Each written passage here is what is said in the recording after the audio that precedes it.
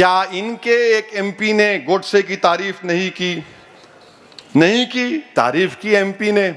बड़ी मोहब्बत थी गोडसे को सावरकर के साथ, कोई डिनाई नहीं कर सकता। अब आप देखो, एक किताब में पढ़ा था, उसको आप भी पढ़ो। गोडसे अपना, जब उस पर सजा हुई तो कोर्ट में अपना बयान दिया सजा से पहले कि मैं क्यों गांधी को मारा।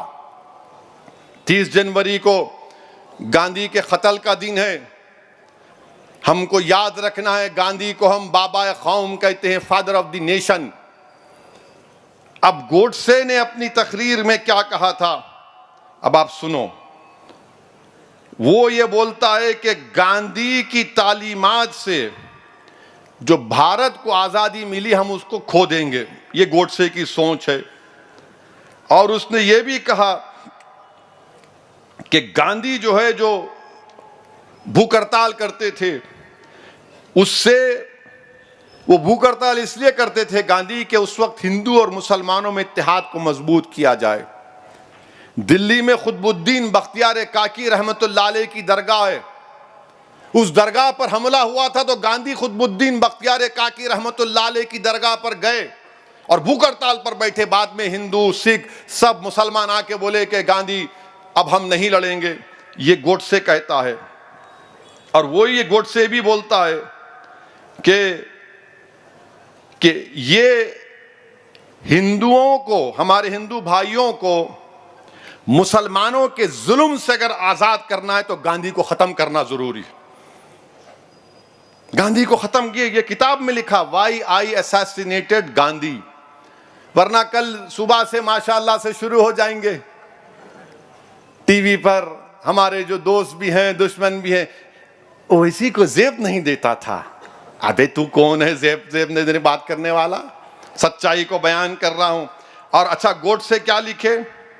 गोडसे इस किताब में देख के पढ़ रहा हूं, गोडसे अपने माँ बाप को खत लिखते हैं और खत में लिखते हैं कि मैं गीता और महाभारत में एग्जाम्पल देते हैं और उसको जस्टिफाई करते हैं गांधी के कत्ल को। हर दहशतगर्द ऐसे ही करता। उसामा बिन लादेन है, लश्कर तैयबा है, कुरान की आयतों को तोड़ मोड़ कर पेश करते। गोडसे भी ऐसे किया, मगर बोलते नहीं है, बोलते नहीं है गोडसे का ये। अच्छा, गोडसे क्या बोला कि जब मेरे को फांसी दी जाएगी, मेरी अस्थियों को, मेरे राख को सिंधु रिवर में डालना, क्योंकि उस सिंधु रिवर में गांधी की अस्थियां नहीं डाली गई थी। इतनी नफरत थी गोडसे को गांधी से।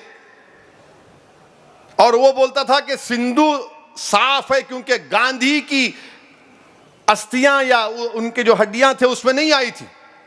और फिर गोडसे ने क्या कहा था, जब जिस दिन गोडसे को फांसी दी जा रही थी तो नाथूराम और आप्टे, इन दोनों को फांसी हुई।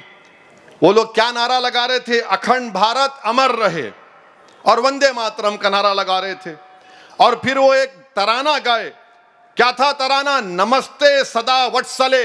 अब हम आरएसएस से पूछना चाह रहे हैं, क्या ये नमस्ते सदा वत्सले आपके पास सुबह में जो लकड़ियां फिराते, आप 90 साल चड्डी पहने, अब पैंट पहन के फिरा रहे, तो क्या आप ये पढ़ते नहीं पढ़ते? बोलो हमको, मैं क्वेश्चन कर रहा हूं, बोलो आप। और कोर्ट में भी, कोर्ट से किसी भी किस्म से शर्मिंदा नहीं था गांधी के कत्ल के लिए, किसी भी किस्म से रत्ती बराबर भी उसको कोई शिकवा नहीं था कि उसने गांधी को मारा।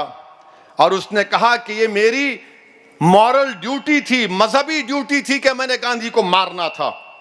मेरे अजीज दोस्तों और बुजुर्गों, ये इनकी मिसाल है। हम 30 जनवरी से पहले भारत के प्रधानमंत्री से, नरेंद्र मोदी से ये डिमांड करते हैं कि गोडसे पर जो पिक्चर बनाई जा रही है आप बैन लगा दो। जिस कानून के तहत आपने, आपके बारे में जो बीबीसी ने बैन किया, इस गोडसे की पिक्चर पर बैन। कोई थिएटर में कोई पिक्चर नहीं बननी चाहिए।